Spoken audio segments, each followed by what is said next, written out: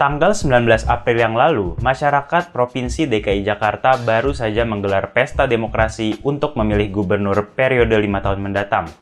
Belum lama ini juga, peneliti dari Japan's National Institute of Informatics atau NII berhasil menemukan cara mendapatkan gambar sidik jari dari foto orang bergaya peace. Terus apa hubungan dari dua informasi tadi? Kita nggak bakal ngomongin tentang calon nomor 2 atau calon nomor 3, tapi tentang suatu hal yang lain. Biasanya setelah orang datang ke TPS dan selesai mencoblos, biar eksis di sosial media, mereka akan memposting foto yang menunjukkan jari kelingking yang ada bekas celupan tinta. Tanda mereka sudah memilih. Ada yang foto bareng, ada yang sambil selfie, bahkan ada juga yang foto close up jari kelingking mereka. Salah satunya adalah foto ini, yang diupload oleh salah satu sutradara terbaik Indonesia, Mas Joko Anwar. Kelingking kita sama dengan jari-jari lainnya. Mereka mengandung informasi. Informasi yang kita miliki sejak kita masih berada di dalam kandungan. Dan informasi ini tidak akan berubah sampai kita meninggal nanti. Kecuali ada luka serius pada tangan kita atau kita terekspos oleh pekerjaan kasar secara terus-menerus dalam waktu yang lama. Informasi ini bernama fingerprint atau sidik jari. Nah, dalam penelitian oleh NII, dengan gambar beresolusi tinggi, para hacker dapat mengekstrak informasi sidik jari dari foto orang bergaya peace. Padahal, informasi sidik jari biasanya dipakai untuk aplikasi yang sensitif, seperti verifikasi imigrasi, forensik kriminal, bahkan sampai hal-hal kecil yang kita lakukan setiap hari, seperti membuka kunci pada smartphone kita. Jika hacker dapat merekonstruksi sidik jari kita dengan mesin 3D printer misalnya, hal yang paling buruk yang mungkin bisa terjadi adalah kita bisa saja dijebak untuk menjadi tersangka sebuah kasus pembunuhan. Nah, mulai kerasa kan pentingnya menjaga informasi ini? Dalam dunia keamanan digital, dikenal 3 faktor untuk mengamankan sebuah informasi. Faktor pertama adalah what you know, atau hal-hal yang kamu tahu. Password, personal identification number atau PIN, tanggal lahir, nama gadis ibu kandung, dan informasi-informasi sejenis yang lain adalah salah satu contoh dari faktor what you know. Faktor berikutnya adalah what you have, atau hal-hal yang kamu miliki atau kamu bawa kemana-mana.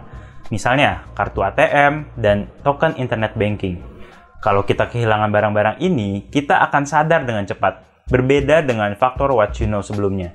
Kalau orang lain tahu password kita nggak bisa langsung sadar dan melakukan tindakan untuk menanggulanginya. Faktor yang ketiga adalah what you are, atau gampangnya ya diri kita sendiri. Tubuh kita mengandung informasi-informasi unik yang bisa digunakan untuk membuktikan keotentikan identitas kita. Contohnya ya fingerprint tadi. Menurut penelitian, bahkan bayi kembar identik sekalipun akan memiliki sidik jari yang berbeda. Contoh lainnya adalah fitur wajah, suara, iris mata, retina, hingga pembuluh darah. Hal-hal tadi lebih populer disebut dengan istilah biometrik. Kalau kita perhatikan secara lebih detail bagaimana keamanan digital bekerja pada keseharian kita akan menemukan 3 faktor tadi. Kalau kamu menemukan kombinasi antara 2 faktor, itu biasanya disebut dengan two-factor authentication. Kalau kamu menemukan 3 faktor, berarti 3-factor authentication. Contohnya, kalau kita mau ambil uang di ATM, paling enggak kita harus punya kartu ATM dan tahu PIN ATM kita. Kalau kita mau melewati auto gate di bandara, kita harus punya paspor dan sidik jari kita. Untuk transaksi internet banking, kita butuh PIN akun bank kita dan token yang hanya kita yang punya. Coba deh, kamu perhatikan secara lebih detail dan coba tulis di komen tentang contoh-contoh yang lain yang bisa kamu temukan di sekitar kamu. Kalau kamu nonton film Mission Impossible, kamu nggak cuma bisa menemukan contoh faktor-faktor tadi, tapi juga cara-cara mencuri dan menyalahgunakannya.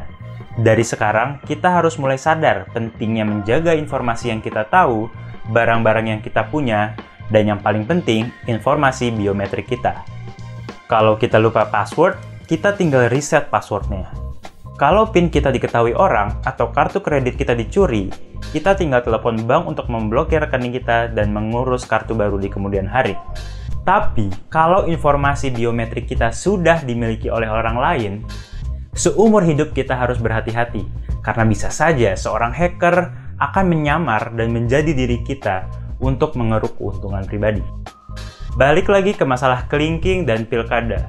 Untungnya, kita belum perlu terlalu khawatir karena jari kelingking dan jari manis belum terlalu banyak dipakai untuk kepentingan keamanan digital, berbeda dengan 3 jari lainnya. Tapi nggak ada salahnya untuk kita saring informasi yang kita post di internet, karena sekali kita post di internet, sesungguhnya ia tidak akan pernah hilang. Tim Hujan Tanda Tanya juga ingin mengucapkan selamat kepada Gubernur dan Wakil Gubernur DKI Jakarta yang terpilih. Semoga mereka dapat menjalankan tugasnya dengan baik dan amanah. Perlu kita ingat bahwa siapapun gubernurnya, lingkungan kita tidak akan pernah berubah jika kita tidak mengubahnya sendiri. Sampai jumpa di video berikutnya dan salam-salaman.